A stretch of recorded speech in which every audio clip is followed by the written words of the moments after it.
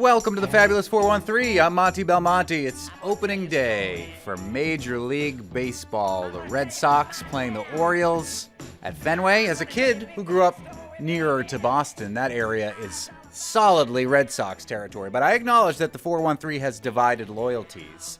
Where do your loyalties lie? Red Sox or Yankees here in the 413? And why? Text 1-800-639-9120, and I'll read your text at the end of the show. Or tell me your favorite baseball memory. Text 1-800-639-9120. Coming up later, a tour of a new exhibit at Mass MoCA that wrestles with colonization here and abroad. It's called To See Oneself at a Distance. But first, it's time for our weekly McGoverning with McGovern conversation. U.S. Congressman from the 2nd Congressional District of Massachusetts and the ranking member of the Rules Committee, Worcester's own Jim McGovern, a weekly segment where you can send in your questions to the Congressman by emailing the fab413 at nepm.org or texting 800-639-9120.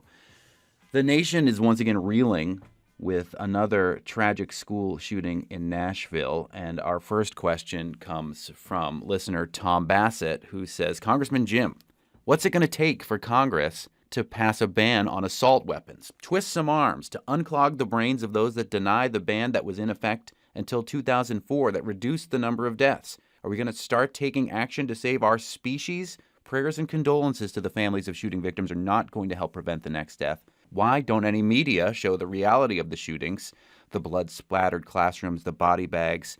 Maybe that's more of a question for me. He says it's not real. It's sanitized. It's okay to tolerate, and it will continue unless we all take action. Passing laws that make us safer is Congress's job. Please make the assault weapons ban national policy. Then he goes on to say that he knows that you're not one of the ones preventing this ban. But when there is a disaster like this, we see and hear the rhetoric from Republicans about assault weapons bans. Meanwhile, there is a very effective red flag law in a very, in many regards, red state, Florida, that has seemingly been very effective. Is there any chatter from the right, from the Republicans, in regards to something like an assault weapons ban, national red flag laws, anything along those lines? Well, sadly, no. You know, we passed an assault weapons ban in the House last year when we were in charge of the House, but the Republicans are in charge now, and what we're hearing is, you know, stupid commentary like guns don't kill people, people kill people, or, you know, oh, it won't make any difference, or it won't stop all gun violence. The stuff we hear over and over and over and over again, and it's really sick. I mean, these kids were 9 years old. You know, let that sink in for a minute, and you know, my view is that we can do anything to save a life, any life, then it's worth doing. And we know the assault weapons ban did have an impact when we had it as the law of the land. But look, part of the problem here is money. I mean, you follow the money. Google who the gun lobby gives money to. And there is a correlation between gun lobby money and how people vote. And our challenge right now is to try to persuade the Republican leadership here in the House to allow us to even bring a measure to the floor, whether it's on assault weapons or whether it's on red flag laws or whatever, bringing anything. Will you give us an opportunity to at least debate it and vote on it? If you don't want to vote for it, fine, but let the American people know who's on the side of the gun lobby. And we're being told no. It is sick, it is offensive, and at some point, people are going to have to make this an issue in terms of how they vote. I mean, if we can unelect some of the gun lobby biggest allies, the people who are standing in the way of us even bringing anything to the floor, then we can change the whole debate and we can change the culture up here, and people will begin to realize that, you know, not only does banning assault weapons and some other measures poll well, but actually it determines how people vote. That's where we are, and we're going to keep on trying every procedural motion we can come up with to try to bring this issue for a vote on the floor and a debate on the floor. But the chances of us getting something through this Republican-controlled House are quite slim, I'm sad to say. There's also another tragic angle to this whole story, in my opinion, as well. And this is from a Vox report. It says, after the horrific shooting at a school in Nashville on Monday, a group of prominent conservative lawmakers and commentators have released statements using the shooter's purported trans identity to reinvigorate their ongoing efforts to erode trans rights. I believe that Twitter has suspended the account of Representative Marjorie Taylor Greene for some of the rhetoric that she's been using in regards to this. But what's your response to your colleagues in the House who are trying to make this a trans issue rather than a gun issue? Well, they're bigots, plain and simple. They peddle hate. They sow division. They love to launch culture wars. What is their defense of every other mass shooter up to this point? This is ridiculous. Let's talk about everything but the fact that this person had access to weapons of war. I mean, we saw some of the video. I mean, you saw how powerful they were, going through the door and, shooting through the glass and, and rapid fire. And I mean, what the hell is wrong with you? Why won't you deal with the issue of guns? We're the only developed nation in the world, the only industrialized nation in the world that has mass shootings occur on a regular basis. I mean, we have mass shootings that don't even make the front page anymore. I believe we have more mass shootings than in 2023 than days in 2023. And at some point, we just have to decide whether or not this is going to be the way we're going to live, or whether we're going to do something about it. But we've been talking about this for a long time. You've been in Congress for a long time. Yeah. I know that you espouse these beliefs, but does it give you a sense of powerlessness when you are in the halls of power and yet seeing all these tragedies happen across the country day after day after day? You know what it does? It makes me really angry. I mean, and I have a couple of colleagues that, as I was going to vote yesterday, were talking to some of the reporters and just uttering this total BS about, how, we should not look at guns as the problem. And it just pisses me off that these are people that are in positions of power, that these people are voting to make my children and other people in this country less safe. I mean, what's wrong with them, right? And I really believe that when all is said and done, it comes down to the money. I mean, we need to figure out how we get money out of politics in general. But, I mean, really, a PAC check, a fundraiser, that's more important than protecting the lives of these children. It is so, so sick. And I guess my message to people who listen, we can't get weary. We can't get tired. We need to be in the face of those who are allowing this to continue to happen on a daily basis in this country. And we have to be better. We have to do better. And I really believe that we have to, make this an issue in the next election. I mean, if we can't do something between now and the next election, this has to be one of those issues that determines whether you vote for or against a person. And if we can defeat somebody who is standing in the way of sensible gun laws, that sends a message. And maybe that will allow us to try to convince some people who have not been helpful to join us in taking some of these terrible weapons off the street. Speaking with U.S. Congressman Jim McGovern, McGoverning with McGovern, two follow-ups from last week's conversation, Congressman. Any more information on the Leeds VA, where a bunch of trees were taken down, a fence was put up, there's some light pollution? Any research you've done into that facility that you helped to keep open? Right. I don't have an update on that. I'm sorry to say. Okay, we'll bump it to next week. What about First Light Power leaking oil into I'm having a conversation with Joe Cumberford later this afternoon to talk about that and a few other things. Excellent. And my understanding is that my staff has been in touch with her on that, too. Obviously, we're very, very concerned about that. And we're going to have to make sure that the powers that be there address this issue in a way that is satisfactory to the community. So we're doing that. And I also double-checked on the wild and scenic designation. There's parts of it was the Deerfield River we were talking about. Yes. There are parts of it that are free-flowing that would be designated as wild and scenic. Other parts that are not, that would not. Mm-hmm. So in any event. This week, the CEO of Starbucks, Howard Schultz, testified before Congress. He's been accused of union busting, but you've been speaking with the Starbucks union organizers at the Starbucks in your hometown of Worcester. What was your response to Howard Schultz on the Hill in regards to what he was saying in regards to Starbucks wanting to unionize? Yeah, well, he's been the main reason why, Starbucks hasn't unionized. He's not recognized the individual Starbucks stores that have voted for a union.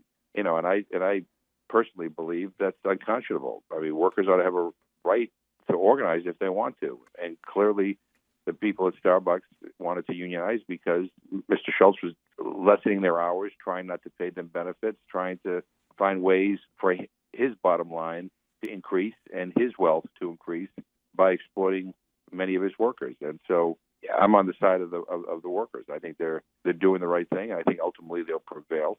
But the CEO of Starbucks is a very, very wealthy man, and it'd be nice if he could share some of the riches with the people who actually do the work, and hopefully that'll happen. What do you make of his argument that saying Starbucks employees are treated better than most of your employees that are going to work in a coffee shop across the country? Let's say at a Dunkin' Donuts, better benefits, better wages. Yeah. Well, I mean, I always hate this kind of like, it's like I was at an event yesterday, and we were talking about some of the human rights challenges and some of the things that the United States can do better. People said to me, yeah, I know, but look at China. Look at Saudi Arabia. They're worse than us. So, I mean, the idea of saying, well, there are others out there that aren't treated as well. Is that your measure? No. The measure should be, we should treat our workers in the way they deserve to be treated. Don't point to somebody else who's not treating their workers well as a justification why you can not treat your workers well. I mean, we should be talking about lifting people up. Again, he's a greedy individual who really doesn't care very much about his workers. If he did, he would listen to them. And if he did, he would respect and recognize those Starbucks that have voted for a union. You also this week, Congressman McGovern, tweeted a picture of Richard Gere hugging you outside the Capitol building. What was going on at that event, and why was the iconic actor hugging you? Well, I don't know why he was, but anyway. Look, as you know, I've done a lot of work on human rights in Tibet, and we've introduced legislation that calls China out right now because China is trying to say that Tibet was always a part of China, when we know that's not the case. And we believe that China ought to re-enter a dialogue with the Tibetans so the Tibetans can determine what their future should be. So we were talking about a bill that I introduced, and Richard Gere, who's been a longtime champion for the Tibetan community in the United States and around the world, and a champion for human rights for Tibetans, was in Washington to be part of that press conference. He's a friend, and he's great, and it was good to see him. Meanwhile, the Biden administration is continuing to put forward the notions of a one China policy and at the same time welcoming the Taiwanese president to this country, which makes the Chinese officials very nervous. How does the Biden administration, how do you square that circle with Taiwan, with Tibet, with China, the one China policy, and all of these moving parts? Yeah. So look, I believe that we need to have a relationship with China, and I want us to have a productive relationship with China. That doesn't mean we turn a blind eye to China's aggression or human rights violations. I think we have a moral obligation to call China out on how they're treating the Uyghurs. There's a genocide happening there. How they're treating activists in Hong Kong. I mean, they basically arrested all of the people that wanted a one country, two system policy in Hong Kong, and we have an obligation to call them out because they're engaged in ethnic cleansing with the Tibetans. I mean, cultural erasure with the Tibetans. I mean, it is really, really horrible. And the people of Taiwan do not deserve to be invaded by China. And so, look, we have to continue to stand by our values. At the same time, we've had to figure out a way to cooperate. And I mean, it's a delicate balance. I'm not somebody who wants a confrontation with China. I do not appreciate the militaristic talk that comes from some of my colleagues here who try to out-demagogue each other when it comes to China. I mean, we don't want war. We want to find a way to coexist and to work with one another on issues like climate change. I mean, we have economic interests that are intertwined. All those things we want to continue. But I always have felt that if the United States stands for anything, we need to stand out loud and foursquare for human rights. So my hope is that the Biden administration will do that and not turn a blind eye to people who, quite frankly, right now are being persecuted. There's two opportunities before our next conversation here on McGoverning with McGovern next Thursday, where you'll be in the district that have tickled my fancy at least. One is where 200 people will become U.S. citizens at a naturalization ceremony, and you'll be there with Representative Mindy Dom and the UMass President Marty Meehan, as well as the current Chancellor Kumbal Subbaswamy at the Immigration, Citizenship, and Belonging 2 days of discussion, debate, and celebration at UMass. What's your role in that naturalization, Congressman? I think my role is simply to welcome people, to say how lucky we are that they have decided decided to come to our country and to become citizens. And the strength of our country is our diversity. And so it's a day of celebration. So I'm looking forward to it. And that's Tuesday, April 4th at UMass. And then this Saturday, April Fool's Day, we had comedian Jimmy Tingle on the show yesterday, and he's doing a benefit at the Shea Theater. Full disclosure, president of the board of the Shea Theater, nonprofit community theater owned by the town of Montague. I don't make a single dollar off the thing. But it is a fundraiser for Franklin County Community Meals Program. And we were talking about how you supported Jimmy Tingle in his run for Congress, as well as you've been on his podcast and the things he's done as well for food security. I love Jimmy Tingle. I mean, first of all, he's funny, so people should come if they want to have a fun evening. But I also respect him for using his talent on behalf of good causes. Whether it's combating hunger or you name the cause, he's always there. So ending hunger in our community it should be a top priority for everybody. And I know you have been up front on all this stuff for many, many years, and we appreciate that. But this is going to be a fun night. So I don't know how people you could tell people how they can come, but yeah, they can just show up at the door and get tickets. They get tickets in advance, and you'll be there to introduce the comedian. Oh, I'm looking forward to it. We're expecting 5 minutes of good stand-up material from you, Congressman McGovern. Yeah, I gotta start working on it. But no, but taking me out of the equation, Jimmy Tingle is an incredible talent, and if you come, you won't be disappointed. And if you come, you're also helping a good cause. So I look forward to seeing everybody there on Saturday. U.S. Congressman from the 2nd Congressional District of Massachusetts, the ranking member of the Rules Committee. You can send a question for him anytime, and I'll ask it on your behalf. The Fab413 at nepm.org. See you this Saturday and talk to you next week. All the best. Be safe. It's opening day for Major League Baseball. Red Sox playing the Orioles at Fenway. The 413 has divided loyalties. Where do your loyalties lie? Red Sox or Yankees, and why? Or what's your favorite baseball memory? Text 1-800-639-9120. Up next, a tour of a new exhibit at Mass MoCA that wrestles with colonizing here and abroad. It's called To See Oneself at a Distance. You're listening to the Fab 413 on NEPM.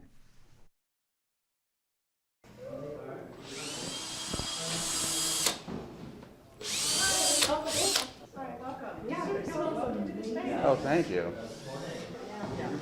You're getting a VIP look into the chaos. My name is Megan Claire Considine. I am the curator of the exhibition. Thank you for joining us today. Thanks for having us. We're here in situ as the exhibit is being installed here at Mass MoCA in North Adams. The exhibit is called To See Oneself at a Distance. It comes from the filmmaker Suneil Sanzgiri's film At Home But Not at Home. Suneil, do you want to tell us a little bit about... Hi, Suneil. Hi. So the title of the exhibition, To See Oneself at a Distance, comes from a line in At Home But Not at Home, which is looking at these questions of diaspora and identity and memory and history and decolonization. And the idea is around the first film, which then became a trilogy of films, this question of how does technology and moving images change our relationship to questions of diaspora and identity? And specifically, what does it mean to have a dispersal of people across time and space to then be able to kind of utilize technologies like drone videography and 3D renderings to kind of situate this sort of distance, this critical distance, to be able to examine these questions. Tell me about what your relationship is to colonialism and why this is a topic that you wanted to cover in film.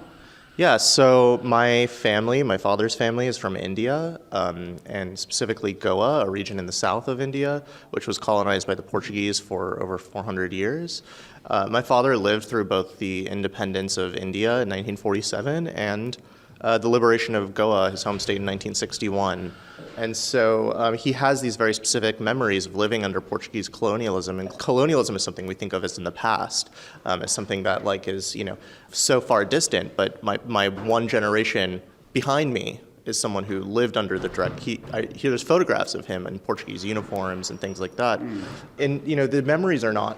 They're very banal, and so a lot of these films kind of, through interviews with my father, kind of look at the way memory play into these larger narratives. It's kind of a collapsing of these minute, banal, and kind of mundane memories of growing up under Portuguese colonialism with these larger threads throughout history. Although it's interesting to think that people forget how close colonialism actually is. Puerto Rico's still real. Yeah. Well, and I'm interested to know what you and your family think about living in the United States now, which, is colonized, has been colonized, and is still feeling the repercussions of what that means. I mean, I have a very antagonistic relationship with this country, just as my own kind of political standings.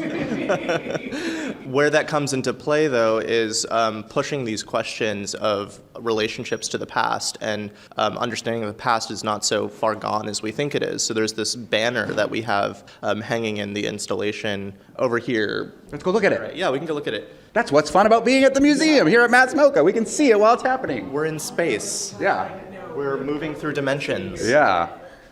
So this is an installation that we're still in the process of working through, which features the trilogy of my films. And there's a banner over here, this kind of silk banner that has the words, "Your history gets in the way of my memory," written on it. And that's taken from a line from this Kashmiri American poet, Agha Shahid Ali. And Shahid was a poet who passed away in the 2000s, but was writing a lot about questions of exile and memory and history, similar to how I'm interested in Kashmir, talking about colonization. Kashmir is now essentially under the colonization of India. So it's the sort of instance in which the colonized become the colonizer. You have Kashmir, which was an autonomous state in between Pakistan and India, and is now under the throes of settler colonialism from India, where in 2019 they shut off the water, they shut off the internet, they overthrew the government, replaced the flag, and barely anyone talked about it. And it's ongoing, where Kashmiris are very much under threat. It's the most militarized region in the world. So this poet, Agha Shahid Ali, who has an interesting connection to Mass MoCA too, actually. He has come and spoken at Mass MoCA and done some interesting things here. He was a professor at UMass Amherst, right? Right, exactly. He was a professor at Amherst. This banner is from his poem called Farewell. And I'm really interested in this line, "Your history gets in the way of my memory," and its ongoing effects today, and thinking about questions. It can mean so many things. I often think about it in the way in which questions of history are being put under threat today in the U.S. in our context, with the banning of critical race theory textbooks or just books by Black authors. And so this idea of history getting in the way of lived experience, of an experience that tells otherwise, that says your narration of my life is wrong, and I know it. And you know it. Being in this room, I really like the context of having tactile things in conjunction with film, because film, although it connects you through eyes, is often kind of distancing in the way that you interact with it.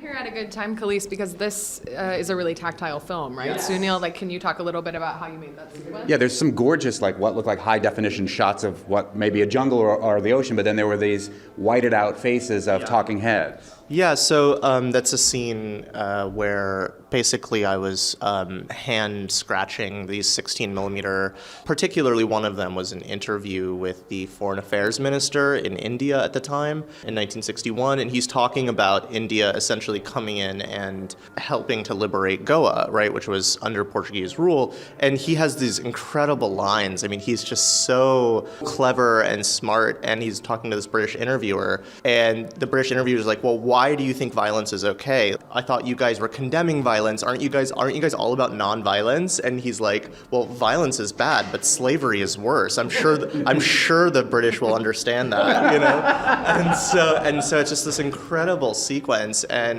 he's talking about this idea of Portuguese basically being barbarians, and saying they're living in the past, they're living in medieval ages. And there's this moment where I kind of put this question to the audience, as is featured in a lot of my works. I interject my films with direct questions, either to myself or to the audience, and one of them is about this term allochronism, which means viewing the other as if they're living in a different time, despite the fact that you are living together in the exact same time contemporaneously. So is it a portmanteau? Is it two words, like anachronism and something else? Well, it's anachronism would be sort of out of time, right? Yeah. Exactly. And so allochronism, it's an anthropological term, and it is definitely similar to anachronism, but it's about human beings being out of time, despite the fact that you're right there with them. So I'm interested in how this guy, the foreign affairs minister, sort of reverses that by saying, well, the Portuguese are the ones that are out of time. The Portuguese are the ones that are living in medieval ages.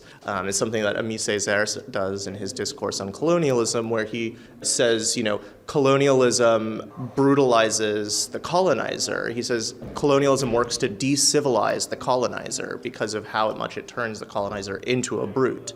The 16 millimeter sequences, I've spent something like 3 months hand scratching, and it's a total of like 9 seconds, so it was a very arduous. It took me a long time to ruin this film. Yeah, exactly. It was during I remember specifically it was during the insurrection, the Capitol insurrection on January 6th, and I was just like scratching this face out so hard. And It's a good way to get out any sort of Say feelings. therapeutic. it was definitely had a lot of, emotion in it. But yeah, so, I use a lot of these different textures in my work, 3D renderings, sort of desktop cinematography, drone videography. It's gorgeous. I'm sorry that this is the radio for you listening, because looking at these films is But gorgeous. hopefully we'll inspire some of you to maybe make the trip north. Make the trip and It's come. really, really beautiful. I can't wait to see what the room's like when it's done.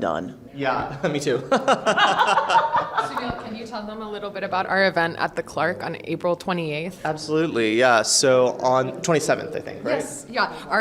Can you tell them a little bit about our event at the Clark at 6 p.m. on Thursday, April 27th? Yes, Suneil, can you? I can. On the 27th at the Clark, I'll be presenting a film called Sat Hindustani, which translates to Seven Indians. And it's a film made by a non-Goan filmmaker, but a really amazing North Indian filmmaker from the 60s, who made this film that's essentially about 7 people trying to liberate Goa and undertaking this task. They all come from different caste and religious and political ideologies, and the whole film takes place sort of as one of their comrades, who's the only Goan amongst them, is ailing. She's on her deathbed, and she's trying to reunite this team that she helped with them liberate Goa. By the time she's older and she's on her deathbed, these people come together, but they realize that they've come so far away from each other. They're all very different political spectrums, very different ideologies, very different caste and class backgrounds, and that becomes a friction point for them. So it's about this question of solidarity and this kind of intercaste, interclass question of what it means to fight for mutual liberation. And so it's a really interesting work. As a lot of Indian films are of that time, not very well preserved, unfortunately. So there's lots of entire scenes will cut in the middle, and then it'll just jump to the next scene. You're like, well, I guess that scene's over. But at least you have them, and your government didn't destroy them like Nigeria. Exactly. So Yes, we are lucky for that, for sure. And lastly, one of the people who made the music for it is a poet named Kafi Azmi, who I really love. And he's the father of Shabana Azmi, who is one of the more popular actresses of the time, and he's an incredible poet. Well, speaking of popular and filmmaking, RRR was a huge hit, and it was a joyride to watch it, and there are anti-colonial elements in that movie, but depending on, I guess, who you talk to about the politics behind that movie. It's real pro-Hindi. Yes, and we're at a point where a member of the Gandhi family has now been expelled from the Indian parliament because they are, trying to oppose this very pro-Hindu government. What's your take on current politics in India and/or the film RRR as a filmmaker? How long do you have? As long as you need. Yeah, so there are really beautiful elements to RRR. It's interesting to see it elevated to this status, especially at places like the Academy Awards, which ironically, during Natu Natu, they had 0 South Asians performing in that dance number, which was really strange. But the politics of RRR are very questionable. It does not treat the Gond indigenous community in a very good light. I think questions of colonialism in India cannot be separated from the current context in which we're at right now. You have to understand the history of partition and the way in which partition elevated certain religious fundamentalism that was already there before partition, obviously, but really, as we know with the British, elevates these tensions and completely destroy anywhere the British drew any line. We know that they created massive disasters in the wake, Israel-Palestine, right? You can't separate those histories, but you also can't separate what's going on right now in the way in which certain elected leaders have taken advantage of these fear-based tactics to separate people, especially along indigenous lines in Adivasi communities. It's super complicated in relationship to the long history of caste, because caste is thousands of years old. Some people think that caste was like created by the British, which is not true at all. Why? Once again, history gets in the way of my memory, right? Right. Like, of course, like this whole system that has been there for millennia would have been only introduced by by brain boggles. It's easy to blame the British for lots of things. That one is not one of them. Well, this is the thing. That's why it's important to acknowledge all the nuances. The British obviously heightened all of it. They're like, oh, you already have a system of oppression in place. We understand oppression in this. Yeah, in this way. they're like, oh, this is fantastic. Awesome. Let's just formalize it. We'll just do this. Let's just document it, and let's make it a little bit more official. But beyond that, it's just that around questions of caste and indigeneity with the Adivasi communities, as well as this way in which these elected officials will take advantage of how little resources indigenous communities and lower caste communities have, and essentially elevate them to platforms on BJP's stage to turn them into token stooges, right? Saying like, oh, look how well we're treating Dalits, look how well we're treating scheduled tribes and Adivasis. The president of India is a member of the Adivasi community, and she is essentially BJP stooge, unfortunately. That's not to once again, you can hold multiple nuances in once, and saying like it's a huge step in like Adivasi representation to have the president of India being part of the Adivasi community, but what is she actually doing for the community? And president's a figurehead. They're not actually able to do anything. They have like one special power that they can do. But anyway, it's a very complex role. I am very just blatantly anti-BJP, and the only way I can even do that is unfortunately because I'm in the U.S. Fortunately or fortunately, there's no way I could get away with saying anything like this in India. I mean, I hope that I can still go to India after this. Yeah. Well, I mean, so far I have not been put on the radar of the BJP, which either means I'm not doing enough, or I'm like operating under the way in which art can give me a little bit more cover than journalists. Coming up, more with Suneil Sanzgiri's new exhibit at Mass MoCA in North Adams, To See Oneself at a Distance. And it's opening day for Major League Baseball. The Red Sox are playing the Orioles at Fenway. If you care about that, you're probably not listening to this show. But I know that the 413 has divided loyalties. Where do your loyalties lie? Red Sox or Yankees here in Western Mass? And why? Text 1-800-639-9120. You're listening to the Fabulous 413 on NEPM.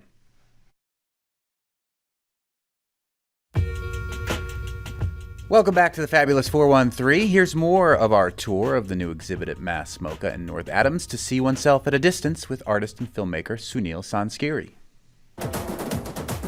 We're here with Suneil Sanzgiri at Mass MoCA at the installation of your new exhibit. And we're watching with you as we're talking this gorgeous film. And you were talking about how you don't know whether you'll be allowed back in India, considering how anti-colonial and anti-BJP some of your views are. How much of this was filmed in India? It very much looks like it was. Most of it is. Some scenes are filmed with my father, who's based in the U.S. So the first film actually talks about how I had never been to India, and I worked remotely with a drone videographer there. And the question was about how moving images and images of the past and different technologies can aid in this question of belonging and questions of being somewhere. My parents were divorced when I was very young. My mother's white, and I grew up with my mother, and I never got a chance to go to India when I was young, and both of my brothers did many times, and I was unfortunately never able to, and I never sort of gave myself that ability to either, mostly for financial reasons. But it wasn't until I started making this first film and realized, I was like, wait a minute, what's really stopping me from going there and really spending time with my family there? I have so much, half of my entire family lives in India. After I finished my first film, At Home But Not at Home, I just immediately bought a plane ticket. I was like, screw this, like, what am I waiting for? So I did, and it was in 2019, but I landed in 2020, right before the pandemic, but it was during the height of this tension during the anti-CAA protests. What is CAA? CAA was the Citizenship Amendment Act, which essentially sought to prevent Muslims from becoming citizens in India and revoking citizenship for Muslim communities. And so there was this fierce backlash against it from Muslim communities, and there was this protest movement called Shaheen Bagh, which started in the Shaheen Bagh neighborhood in Delhi. And it was the first protest movement started by Muslim women in India's history that we know of. And it was massive, and it caught on like wildfire across the country, and it was known as the Shaheen Bagh protests. Protests erupted everywhere around the country. In 2019, there was also, like I mentioned, the takeover of Kashmir and the siege on the Jamia Millia Islamia University, where there was students who were trying to fight for anti-caste sort of representation, and also trying to, basically just fighting against questions of caste. And the police just came and just like beat the hell out of these students. It was terrifying. And I was seeing images of these here in the US. And so it was once again the way in which these images travel is like a big concern of mine. Like, how do images travel? What does that do to our sense of identity? What does that do to our sense of diaspora? And so it was one of these things where as soon as the first time I ever landed in Delhi, or in India on the motherland, it essentially was 1 week after an entire Muslim neighborhood had been burned to the ground. Wow. And so that was my entrance to this. So I could no longer separate these questions of identity, and it's not just about colonialism. I like to look at the trilogy as sort of the first film is looking at colonialism proper, the sort of, the history of Portuguese colonialism, the long durée of colonialism. And the second film is looking at this idea of settler colonialism with Kashmir and ongoing questions of sort of this fascist tendency, ethno-nationalist tendency in the BJP. And the third film is sort of looking at neo-colonialism in the form of mining industries that are going on in Goa and this ongoing extraction of land and resources and capital, throughout the global economy. And we can see all three of these movies in this exhibit. They're on loop. This show's up for a year, which is incredible. And but you also won an award from the Brooklyn Museum, right? So is there going to be something? I have a solo show at the Brooklyn Museum in the fall. Opens October 27th. Wow, great. Yeah, so I'm working on a feature-length film, and part of that work will be on view. It's a 2-channel film, and it'll have multiple sculptures and 16mm projections. I'm super excited for that. If you're in Brooklyn, come out for that. It's a great museum, yeah. Go to Brooklyn for the museum. It is, yeah. Thanks so much for taking so much time with us. This is great. Thank you. Gorgeous. Thank you for some great questions. Can't wait to come back here and watch the whole thing. Could I tell you about one more project? Of course you could. Let's go back into this room in here, because this is all part of the same exhibit, which is called To See Oneself at a Distance, now open at Mass MoCA, except when you hear this, it's open. It is being drilled and stapled and hammered to the walls right now. Megan Claire Considine is giving us this part of the tour here. To See Oneself at a Distance features brand new work from both Suneil Sanzgiri and Hung No. And it also features work by Mariam Jaffrey and Kapwani Kiwanga. I'm really excited to tell you about Kapwani Kiwanga's Flowers for Africa project. Kapwani Kiwanga looks in the archives of the film and video records of diplomatic, political, bureaucratic ceremonies in newly decolonized African nations, and she finds in those archives botanical elements, and that can be as big as a garland or as small as a boutonniere. And she invites local florists, local designers, wherever the exhibition travels, to reinterpret those archives and reinterpret those records. In many cases, they're very subtle elements, not very clear, they can be grainy, and it's not immediately evident what sort of flowers are being used. So Kapwani is a conceptual artist, and she depends on the expertise of floral designers wherever the exhibition travels to bring their own touch to the work. So I'd really love to introduce you to Tu Lee of 328 North. Yes, please. Who has done so much research and done such amazing work for this exhibition. Tu, can you tell us a little bit about yourself and your process? Hi, Tu Lee. Sure. Hi, my name is Tu, and I'm the former designer and chef of 328 North. Nice. So this show has been really, when Megan first approached me about it, and really all the history and knowledge of florals and my experience in Africa really started coming back. And that was my approach, is really, the show is called Flowers for Africa. And we are really about localism at our farm and really intentionally where our food comes from, where we source from, when I do food pop-ups to weddings to private events. And who I bring to the table is really important. So this show is, all the flowers are sourced directly from Africa. So it was really important for me to show that what is native to Africa and what is currently growing there. And also bringing in a ceramicist from Brooklyn, a young Vietnamese ceramicist, to create the pieces for this show instead of just buying it off the shelf was part of how I work, the intentionality of how I go through my process. Like when I plan a Vietnamese food event, it's really changing the narrative of what farm to table looks, smells, and tastes like. So we grow a lot of the food ourselves at our farm, and then I source directly from the farmer, like a whole animal, and build a whole menu around. We're going to have to come out for that. Separate segment on that. And my partner and I just opened our studio at Greylock Works, so that's kind of a space which is not far from Mass MoCA here in North Carolina. We practice there, but we offer a lot of the products that we use in our food pop-ups, and like artists like Stephanie Vo, who creates these things, and other local BIPOC artists. And the intentionality of space, I think the way we started our farm is, I'm not interested in people making space at the table for me. I just want people to get out of my way while I build my own. It's a good mentality. So that's been very successful for us, not monetarily, but as far as a lifestyle when we built our farm 9 years ago. So I think that our work really represents that. It's not, we don't move in a monetary space, and collaborations are a huge part of our work. And I think the stuff I put out there really defines that, rather than talking about it. Just the intentionality of choices, I think, says a lot. I think my history as a refugee in this country, coming here as a baby, really defines how I move through the world, and just seeing it through multiple lenses. As a Vietnamese refugee, as an American, as a queer person, I'm constantly forced to move through daily life through a tricultural lens. So that's how it reflects the work I put out there. And ties in perfectly with the exhibit over there, and colonialism and the repercussions of colonialism, having to deal with it on these shores, and the history of colonialism here. It is. Repercussions of ongoing. Well, and it's the sheer fact that I've been in this country for 46 years, and I still ask where you come from. San Diego, California.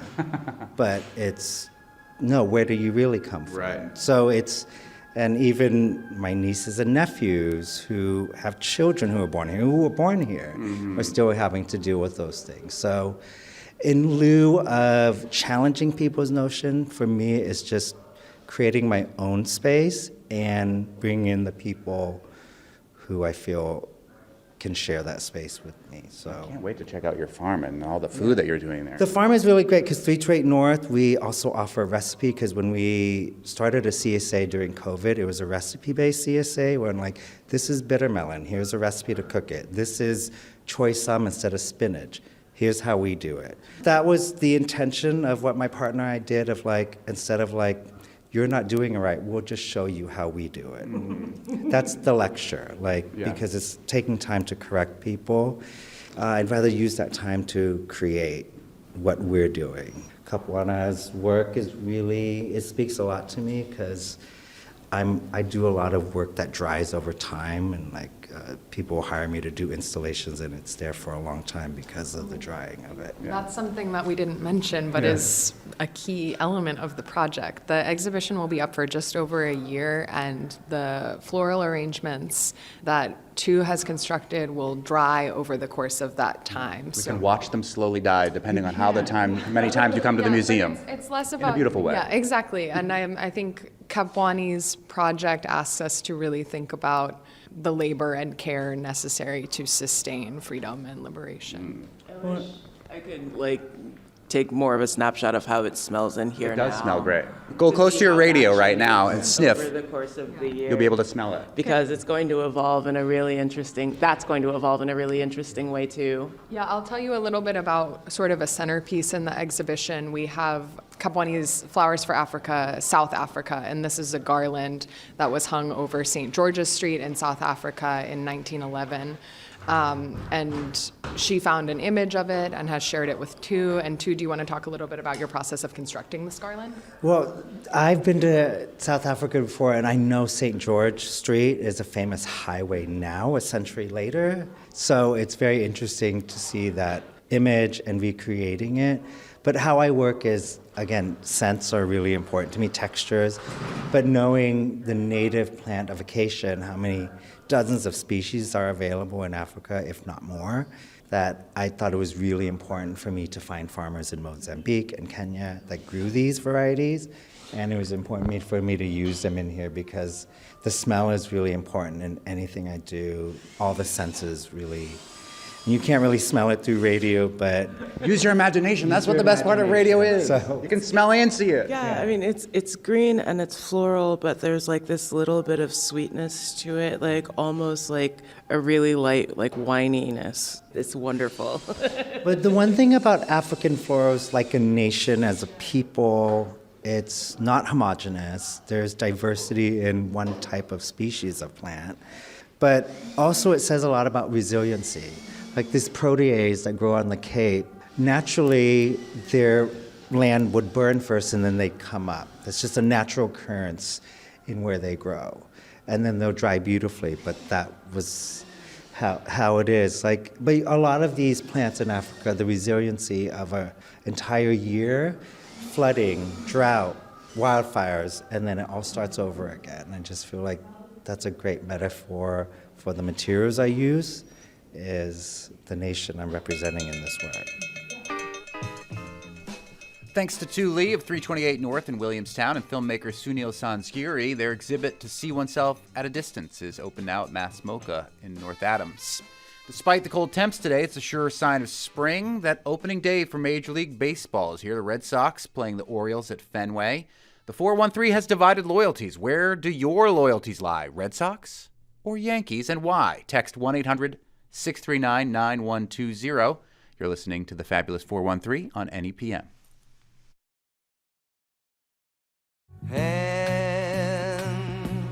Welcome back to the Fabulous 413. I'm tempted to just sing along with Neil Diamond for the remainder of the show, but it is opening day at Fenway Park, and they're going to hear this song today and every day that Fenway is open. Boston Globe's Andrew Mahoney writes, it's opening day and spring is in the air. Well, kind of. The sky over Fenway Park will be clear, but the game time temperature will be the low 40s with a wind chill in the low 30s. So bundle up if you're heading to the game. The Red Sox finished dead last season. They're hoping to turn that around this season. It's not looking good so far. Let's just put it that way. And I've been asking people where their loyalties lie. If you walk through the streets of the 413, especially here in Springfield, lots of Yankees hats. If I saw those Yankees hats in the Boston area near where I grew up, there could have been issues. It was a different era. I think now that the Red Sox have won a few World Series, things have settled down with that rivalry. But we did get a text from Alan Sumpranant of Ashfield via New Bedford 45 years ago, says Alan. He says, this is Massachusetts. Doesn't matter if it's Western Massachusetts. The whole state is Red Sox Nation. Same in Maine, New Hampshire, and Nova Scotia, he adds. Go Sox. We also got a Pizza Quest text from Justin in Ashfield, who thinks we should go check out Country Pie in Ashfield. That's two Ashfield-related texts in the show today. Country Pie, Justin says, has great crust, sauce is savory and sweet, and toppings taste fresh, not overpowering. Crust, not Christ, often likened to New Haven pizza. I'm celiac, so I don't know firsthand, but their gluten-free crust is superb, says Justin in Ashfield. So you can text the Fabulous 413, your Pizza Quest recommendations, your Red Sox versus Yankees loyalties, and anything else you want to text, 1-800-639-9120. I'll say that I'm a big Red Sox fan, and that I have three children. One was born in 2004 when the Red Sox won the World Series. One was born in 2007 when the Red Sox won the World Series. And one was born in 2013 when the Red Sox won the World Series. I'm friends with Fenway's organist. I told him he could make a deal with the Red Sox organization to pay for another Belmonte child to win them another World Series. But they went and did it all by themselves again in 2018 with a little bit of cheating, if you followed that. We'll see how the Red Sox do this season. We hope to have Fenway's organist Josh Cantor on with us soon. Meanwhile, tomorrow on the show, Live Music Friday with our in-studio guests, Cloud Belly. They're playing on an excellent bill with Moxie and Lux Deluxe at the Drake in Amherst tomorrow night. Cloud Belly will perform for you live in the studio tomorrow. We'll head back into the Wine Thunderdome with the Wine Snobs at State Street in Northampton. Are you, or do you know, a wine aficionado who wants to drink with us in the Fabulous 413? Shoot us an email, thefab413@nepm.org. Our director is Tony. I guess you're the one with car trouble now done. Our engineer is Betsy, aspiring baseball announcer Cordis. Our technical team is Bart, prepping the new studios ranking. Kara came in early, but not for me, thankfully, Foster. And Punk Rock Dubé. Musical thanks to Spouse, Happy Valley Guitar Orchestra, Raul Sipunji, Kalabavaria, Hugh Masakela, the Dropkick Murphys, the Standells, and Neil Diamond. I'm Monte Belmonte. See you tomorrow in the Fabulous 413.